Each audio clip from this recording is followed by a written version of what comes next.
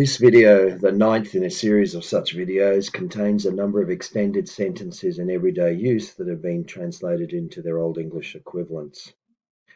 In addition, the role of conjunctions and word order has also been included. Alright, as in the last video, I'll just go over this slide again. So a common sentence structure is one that includes a subject, verb, and other elements such as a direct object, indirect object, and genitive element. Okay, so the subject is who or what is completing the action of the sentence. The verb is the action being performed. Direct object is who or what is connected with the action of the verb. The indirect object is to who or what is the action done for. So John, the subject, kicked the verb, the football, which is the direct object. The direct object is related to the action of the verb, directly related to the action of the verb, hence direct object.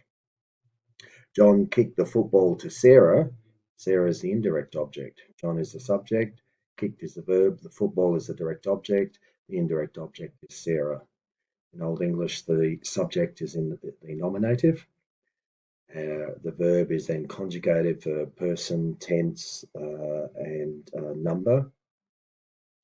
The direct object then is a noun, and that will be in the accusative, and the indirect object is a noun or nouns as well, and that's in the dative. Genitive elements, on this channel I'll put in purple colour, and you'll see a couple of those as we go along. So purple up here, genitive, in the genitive elements, ownership, possessive elements, in the purple. So let's have a look at a sentence, for instance. So, ich drive min wife on tham morgen mit tham wine go in werke for tham of rain. Okay, I drive my wife in the morning with the car to work because of the rain. Now, you have a subject, I, the verb, first person present tense, concerning myself. The object, min wife, mean there is the genitive there. My wife.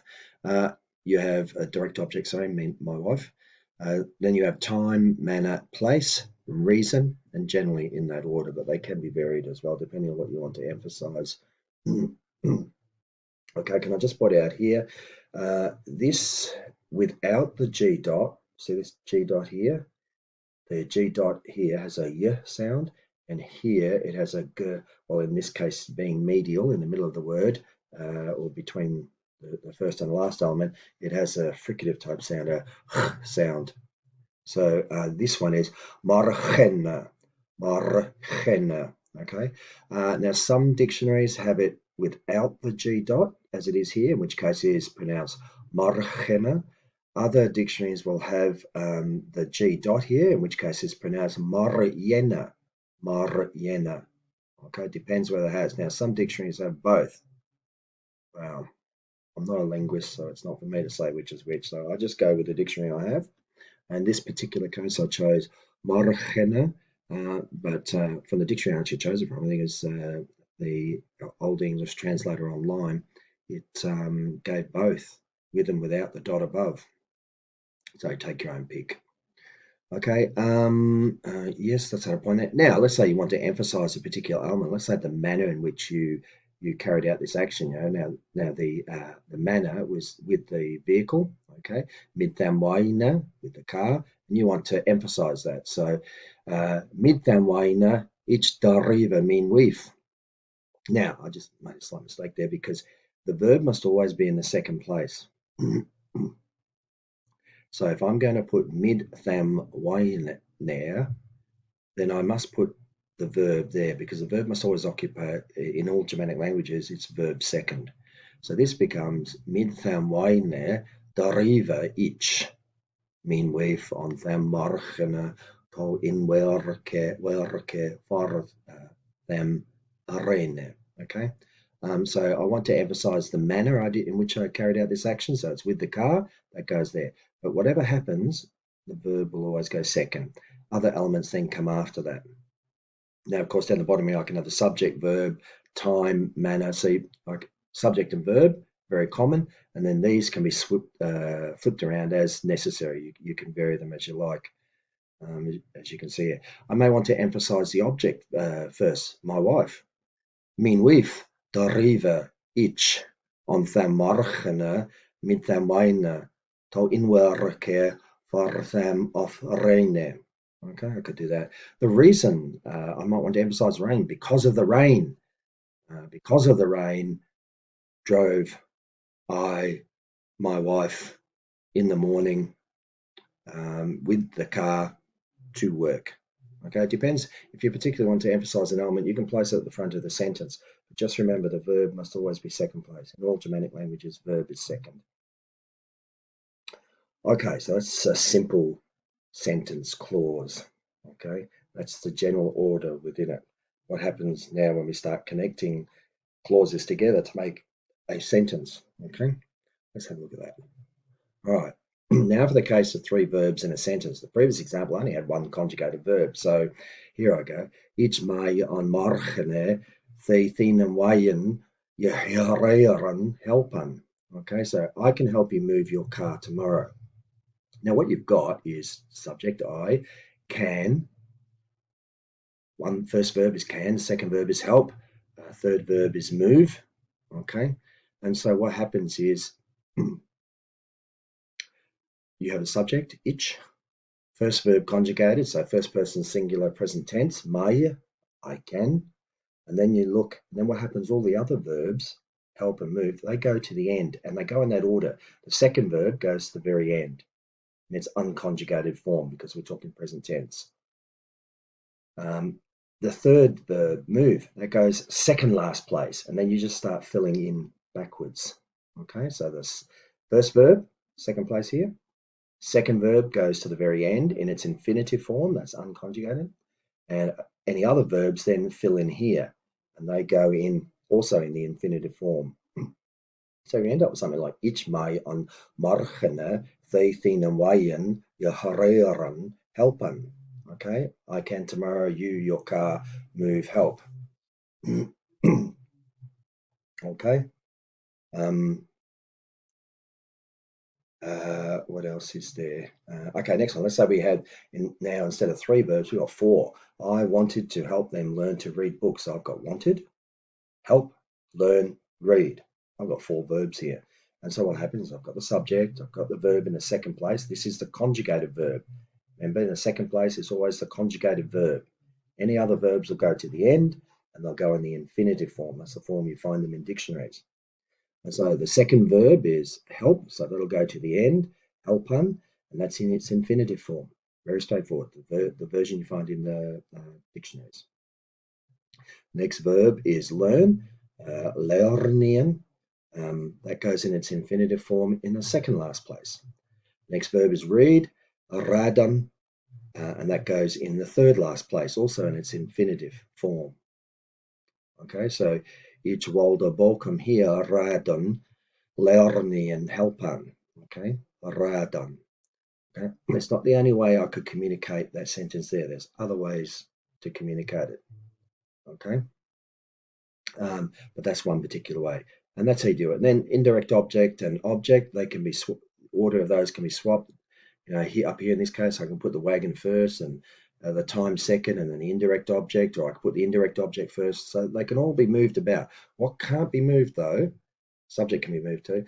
What can't be moved is the second place must always have the conjugated verb in it. You can put elements in front, as we saw in the previous slide. You can stick them in front and then move the subject, so long as the conjugated verb is always in the second place. Must be. Okay. So that's the order of verbs. Okay, so let's go now. The next slide should be conjunctions. So we have coordinating conjunctions and subordinating conjunctions. I covered this in the previous video. I'm just running through it quickly here.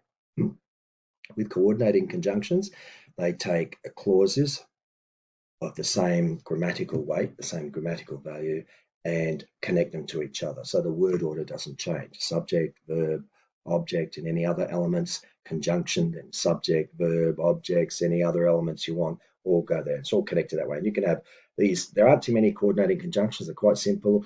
And ak as in but, and author, or, yet, zwar, as, that's pretty well pretty well them. It's a short list. I covered them in the previous video. They're very short.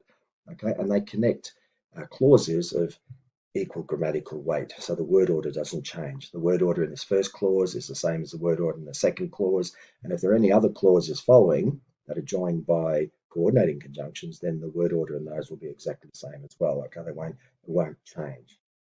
Okay, now we come to subordinating conjunctions, and it's a different story. There are numerous subordinating conjunctions. You'll just have to get used to them and read them. In a video in the word order series on this channel, you can see I've included quite a few, but not all of them. And it took a whole slide to do that, 2 columns and a whole slide, or more columns. I can't remember now. Okay, so let's have a look at this one. Sorry, this one is Ritualis fultumus vadon with perchtas aki navdon nana. So the British, Brito-Welsh of help begged against the Picts, but they did not have none. So Ritualis fultumus, short use, fultumus, vadon with perchtas aki navdon nana. Let's have a look at this one. I go early to bed because I, at 5 a.m., get up, have to. All right? So I have to go to bed early because I have to get up at 5 o'clock in the morning. All right, so ich ga ar to bed for thumb ich at 50 da reason schule. Now I covered this in the last video, but if you notice here, this is a subordinating conjunction. Subordinating conjunction, and subordinating conjunction changes the word order in second and any other subordinating clauses that follow. And what happens in a subordinate clause is all the verbs go to the end. There's no verb in second place now, unless there's only a couple of words in the clause. All the verbs now go right to the end. And so in the first clause here, you have subject, verb, just as before. But now when we attach a subordinating conjunction, then a subordinate or dependent clause follows that conjunction, and the word order changes. All the verbs must go to the end, okay? Unlike the coordinating conjunctions case. All right, so here we have I should get up at 5 a.m. Okay, I must have to get up at 5 a.m. So I have went to the end there. Have or should, have to is the first verb. It was conjugated and goes to the very end. Not infinitive, but conjugated, goes to the very end. And then the next verb was reason, to get up. It goes in the second last position, but just in its infinitive unconjugated form.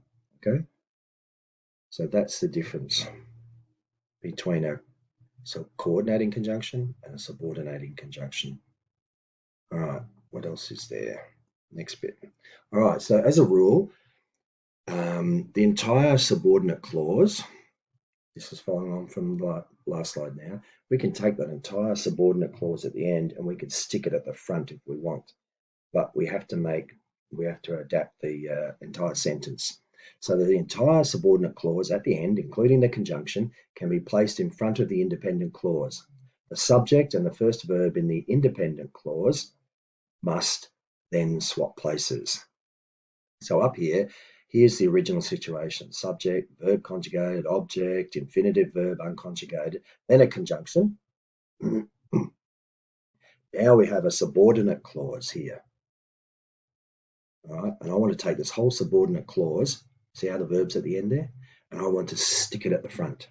So I do that. I take this whole section here, and I literally lift it up and move it across the page to the left. However, this first clause, the independent clause, there's a swap happens between the subject and the verb. So the subject and the verb swap places. So that what happens is the subordinate clause is now in contact via a comma between the two with the verb with the first verb in the first independent clause. So these two verbs are next to each other, separated by a comma. All right? And that's the only change that happens. And I looked at examples of that in the last video, and I'm going to do more of it in this video. The rest of this video will be about that. Okay, so let's have a look at a sentence in modern English. Let's say we've got a sentence like this: the book was both comprehensive, filled with valuable insights, and compelling, embracing me from beginning to end. All right. So filled with valuable insights is a subordinate clause. You can see that. It can't stand in its own right as an independent sentence. Whereas the book was both comprehensive and compelling, can stand on its own right as an independent clause. So stuck in the middle there, we've stuck this subordinate clause, dependent clause, and also at the end as well.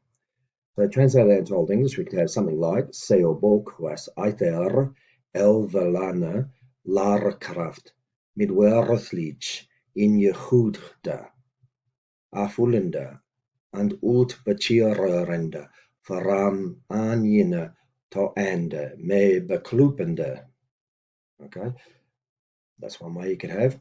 So you've got here, there's the first part of the independent clause, which is finished off down around here, and ut bachirerende. Okay, and then another dependent clause attached on the end. In here you have midwerthlich in Jehuda afulende. Notice the verb compelling is on the end here. All the verbs in a subordinate clause must go to the end. In an independent clause, you have a verb in the second place. All right, and here you have and a coordinating conjunction, and then there's only one verb there, so there's only one word, which is the verb itself. So there's only one place you can go. There's no other choice.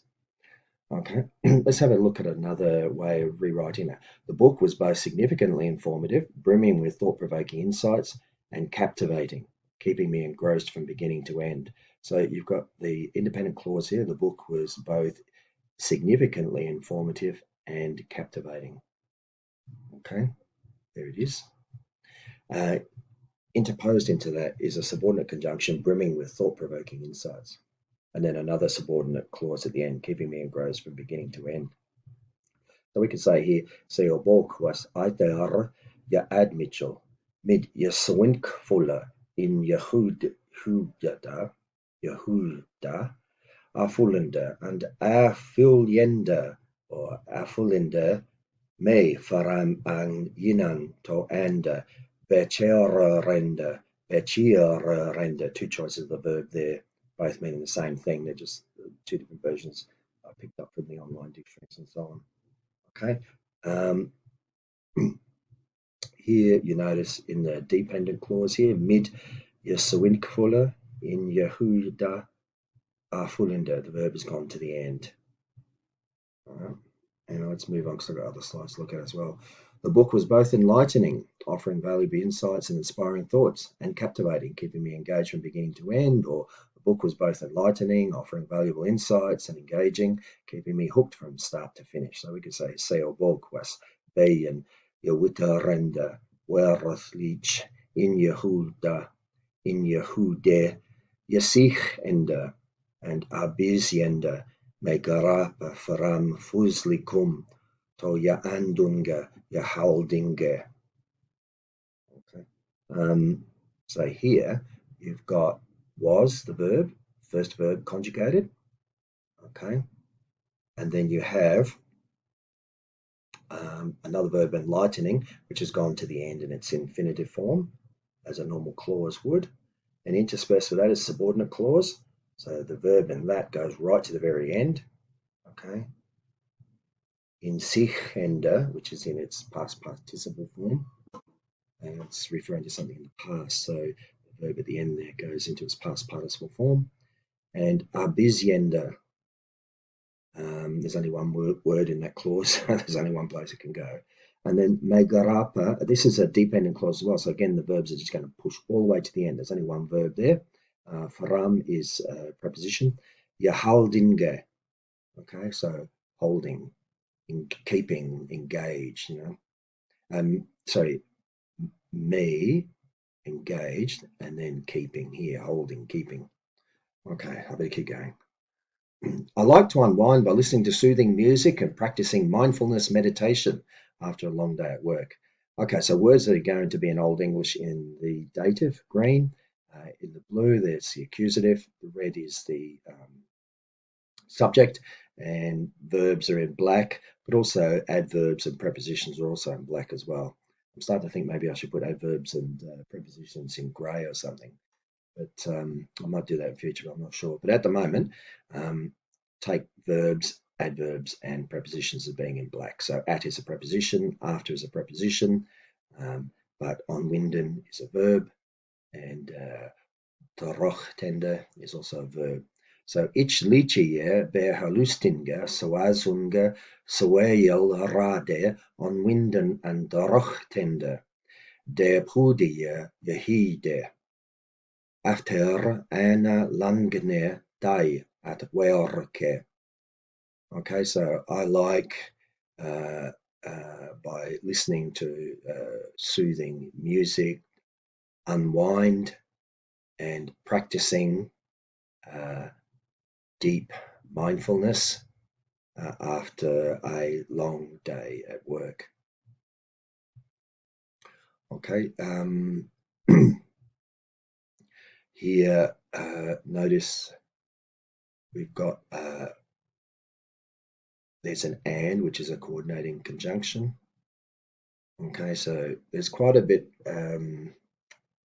So in this first here, we've got the verb in the second place, and then the second verb, unwind, has gone to the end of the clause. And then here we've got the verb at the front because there's actually another I in there. But the I doesn't need to be expressed because it's obvious that it's referring back to me, the subject, myself, I. So we don't need to put and, ich, tender, and then all this stuff here. We don't need to put that because the subject is already expressed at the beginning. It carries over, it's implied. So we don't need to do that. And by doing that, by dropping it out, it makes the language simpler, but it also means that we are referring back to the subject here, ich. That's why it doesn't appear there. Okay, and the subject doesn't need to appear in this last subordinate clause. Okay, now after a long day at work, so we're taking the subordinate clause at the end here and sticking it at the front, I like to unwind by listening to soothing music and practicing mindfulness meditation. Ooh, watch out, because the I and the like in Old English are going to swap places here. So, ater ana langne dai at werke, licia ich behalustinga, sawazunga swayel rade on winden, and dorochtende de abhudie yahide. Now notice here that the verb licia has swapped places with the subject ich, I. Okay, because we've taken the subordinate clause at the end there and we've stuck it at the end. Now it just so happens this subordinate clause just didn't have any verbs in it. So there's not a verb, comma, verb situation here. But nonetheless, if I want to emphasize the after a long day at work, if I particularly want to make that point, I like to then unwind by listening to music and so on. Well, that's how you do it. Otherwise, you can say, I like to unwind by listening to soothing music and practicing mindfulness meditation after a long day at work. Swayel Rade, eventually found, I think Bosworth Toller Dictionary, it's just music. Okay, so that's music. Swasunga, soothing, and listening, halustinge. Okay, and notice these are verbs, not these are nouns and not verbs. That's why they're in the blue. Okay, I think I've covered what I need to cover there. Next bit. After a long day at work, I like to unwind by listening to soothing music and practicing mindfulness meditation. So I could say, after ana langene day at werke, licia ich behalustinga sawazunga sawal rada on winden dorochtende deapudia yahide. I've already done that anyway. I haven't repeated myself again and again. I know, here I go. Here's another way of doing it. After ana langene day at werke, licia ich behalustinge, sawazunga swayel rada on windan and dorochtende deapudia sametha. Now, I've given you a couple of different choices here, and I've worked with ChatGPT to check my answers and so on. But everything with ChatGPT you must check because it makes things up to fill in gaps in its own knowledge. It uses its knowledge of Old English to make up words, but also to make up other things as well. You need to check everything that you do with whatever you do with ChatGPT. Go back to your dictionaries and everything and check. Okay, because it does, as I pointed out in previous videos, it will use the rules and implications and it will extrapolate beyond that. And when it extrapolates, it creates objects, words, or sentence structures and so on, which we don't know if existed. They're not attested. That's the whole point of extrapolating. Okay, it's going beyond the actual data available to us. So be very, very careful. In those cases, I reject it. If there's not attested forms for words, for structures, I won't use it on this channel. Even though ChatGPT might possibly write, maybe that word that it just made up actually did exist, but we just don't have it on our documents anymore. We don't have any attested forms of it. So maybe it does, maybe it doesn't. But I'm not prepared to take that risk. If I can't find it in online dictionaries, in the textbooks I have in front of me on this table now, then I don't use it on this channel. All right. She has a passion for painting and enjoys experimenting with different styles and techniques. These are just random made up modern English sentences, but just gives you to translate them into Old English. That's what this whole series at the moment is about.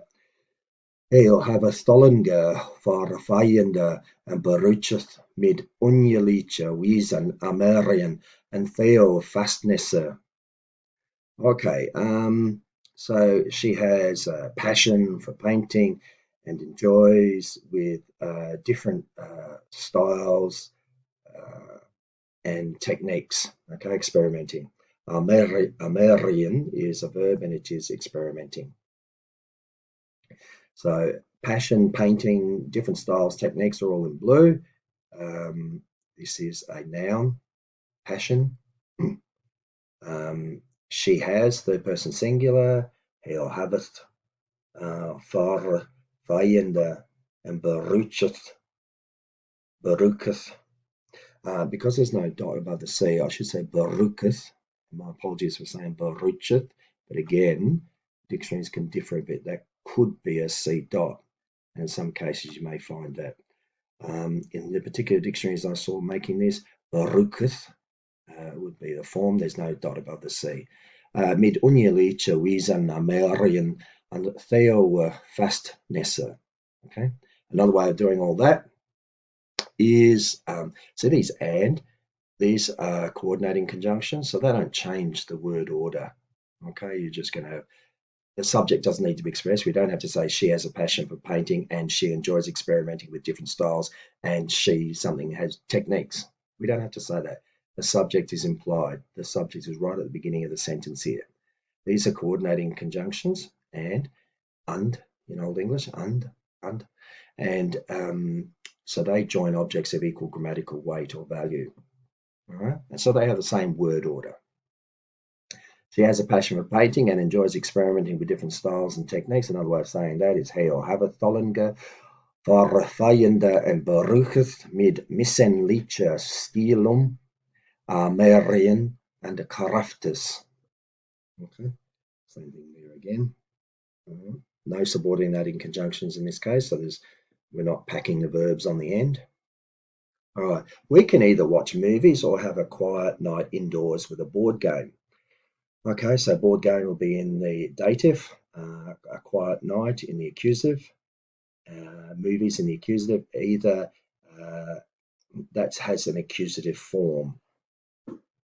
Okay, can is a verb, machen, watch, sheowian, or is a coordinating conjunction. So again, the word order is the same in all the clause, in this clause and this clause. And indoors is in this case, it was an adverb. And with mid is a preposition. Have is a verb, and that is conjugated. So we machen either movies, modern English word, sheowian other habeth satilla nichter nessa in a mid anum gamina barde.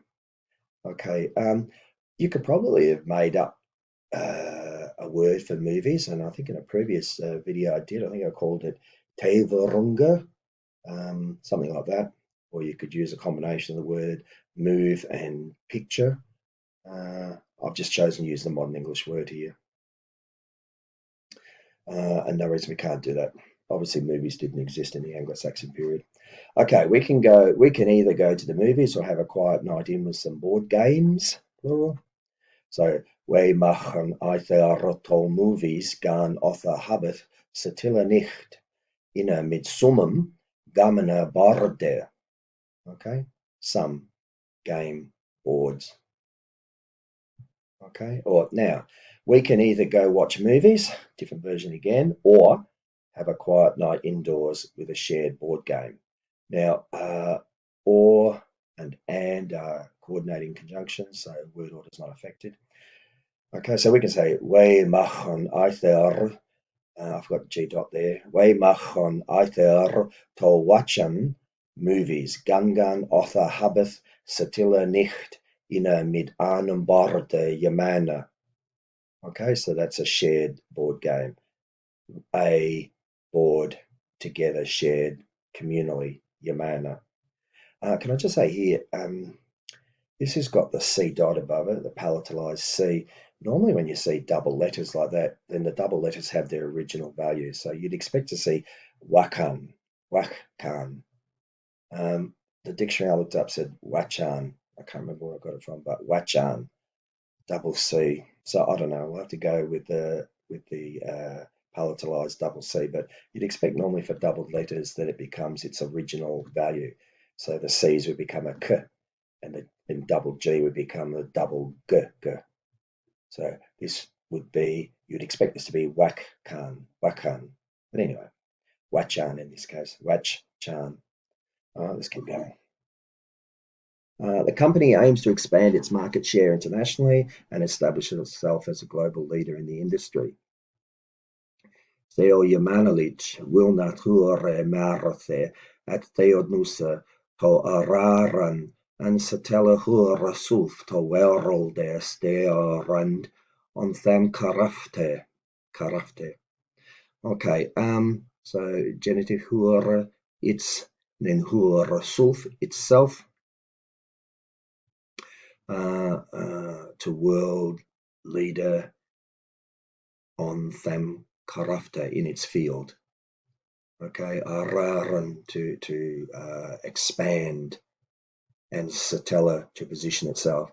Now here we've got and is a coordinating conjunction, and so we just keep the same usual word order.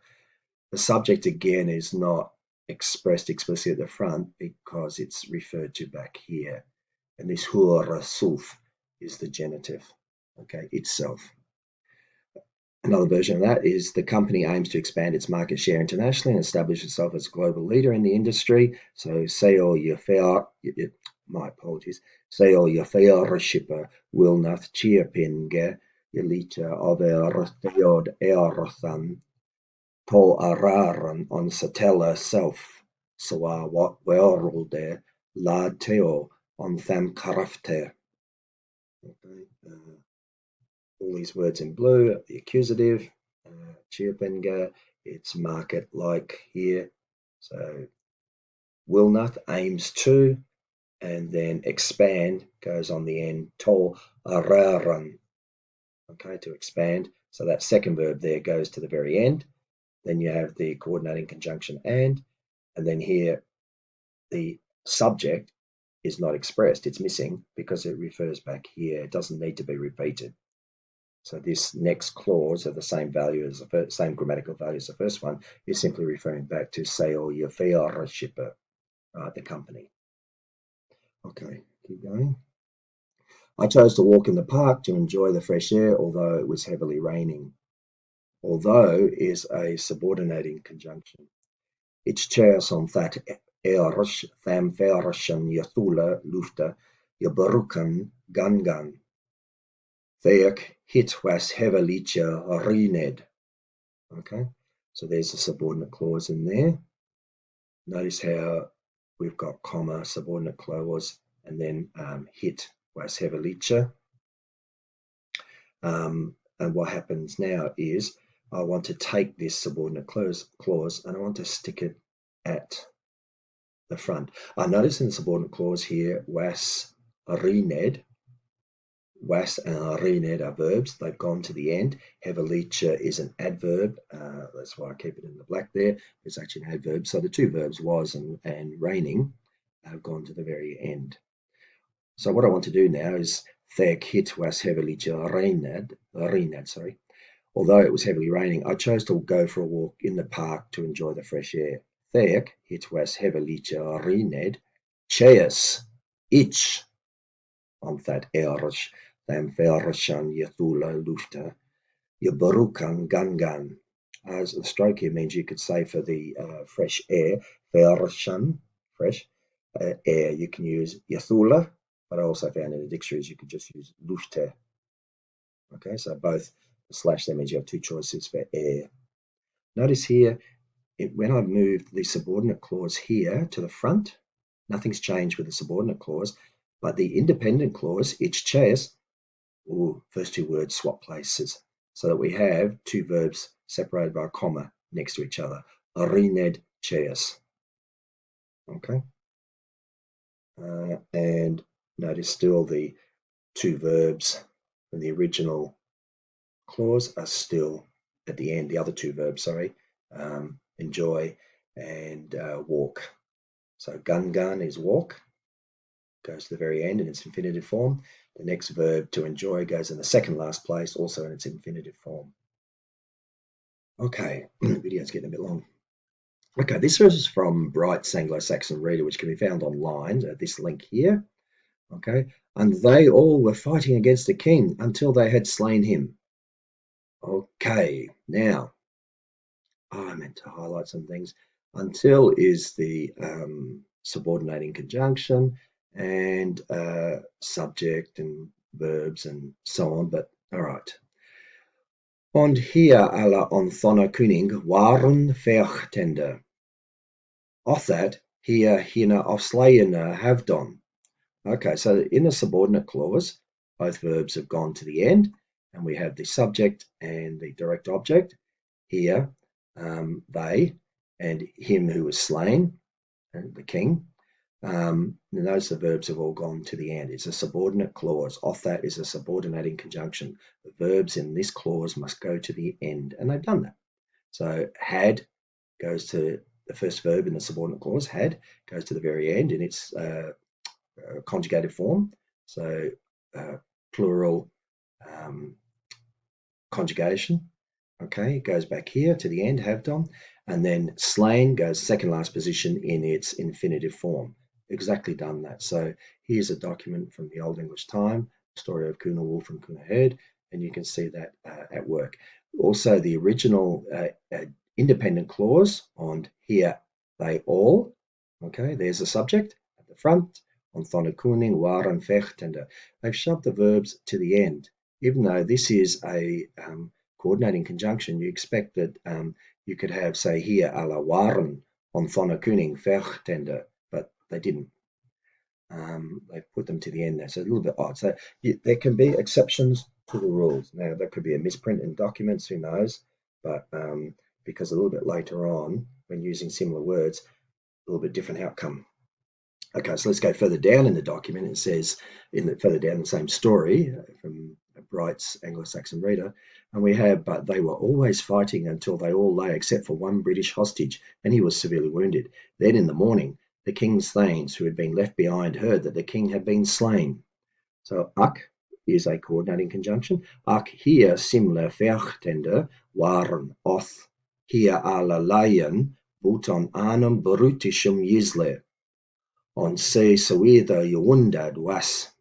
Okay. Waar on morgene je hier doen that das Königsthenes they him beaften waren that se König afslayen was.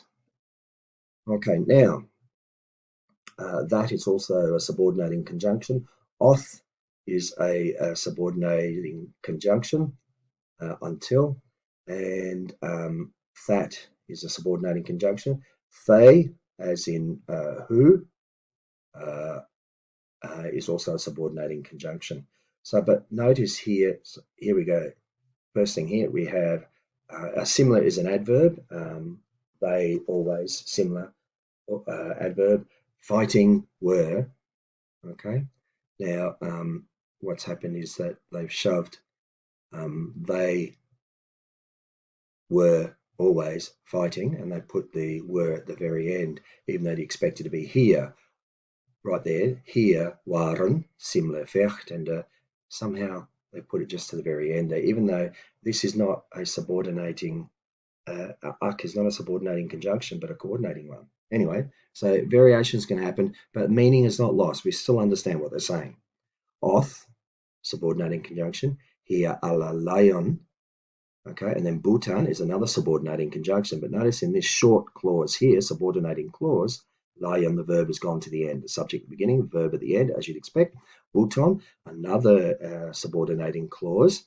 Arnhem Brutishum years later, so one British hostage. Okay, except one British hostage, comma. And then ond is a coordinating conjunction. You have say Sawitha Yawundad Was.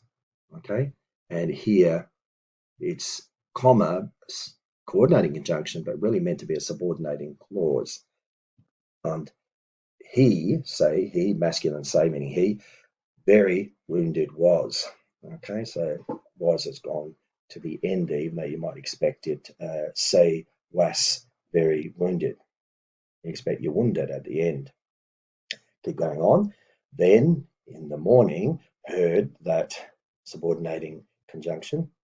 Now here you hear it on the word, the verb is at the end because tha as for when, then sorry, is a coordinating conjunction. It's beginning of the sentence. Then the verb has been put at the end. Fair enough. Coordinating, subordinating conjunction. Sorry, that subordinating conjunction. Thas kuningus. So genitive here. Thanus object here, comma. Then another subordinate clause. Who him beaften waren. The verb there has gone after. Beaften is preposition adverb here. Him is object or dative. Actually, I didn't mark it, but anyway. Beaften waren, and then another subordinating clause that sekuning of slain was, and here the verbs have all gone was slain. So was would go to the end because it's a subordinating clause. So they're following the rules here. They don't always. The point of this example is they're not always exactly following the rules, but they're sticking close to it. They either follow exactly as in the final subordinate clause here, where you've got that, then you've got the subject, and then was is the verb goes to the very end, and then the second verb, killed, was killed. The killed part of slayin goes, there should be a G dot there, of slayin goes in the second last place in its infinitive form. So they follow the rules often or very close to it. So when you're reading documents, so here's the general pattern. And I think as the Old English period moved on, verbs started to migrate inwards, even in the subordinate clauses, start to migrate inwards a little bit. So they're near the end, but not always at the end. Here you've got examples of where they're exactly following the rules, like for instance, this last subordinate clause here. Okay, and this subordinate clause here, hinna, see, both the verbs at the end. Okay, second verb went to the end. First verb went to the end in its conjugated form, and then the second verb in the second last place, and so on, so on. One more from the Anglo-Saxon Chronicle. Here we go. The king had his army split into two so that they were always stationed at home, half outside, except for the men who had to guard the towns. Okay, now, guard had verbs. Who is not a verb? Sorry, I should have color-coded that. Okay, so have der sekuning his vierd on two tonumen, swathat hier waren simle halda at ham. Helve ute butan tham monum tha burcha heldan sholden. Okay, so have der sekuning. Okay, you've got the subject here, but you've got the verb in the front. What's going on here? Well, as I've covered in the word order series, when you're dealing with a question, a statement, or a command, the verb goes to the front here. Okay, the verb goes to the front, usually in its imperative form or maybe even a subjunctive form, but there's a verb that goes to the front here. And in this case, habda appears at the very front. Hafde ze koning. And then his genitive, fjord, is the direct object of had. Okay, the king had his army in two divided.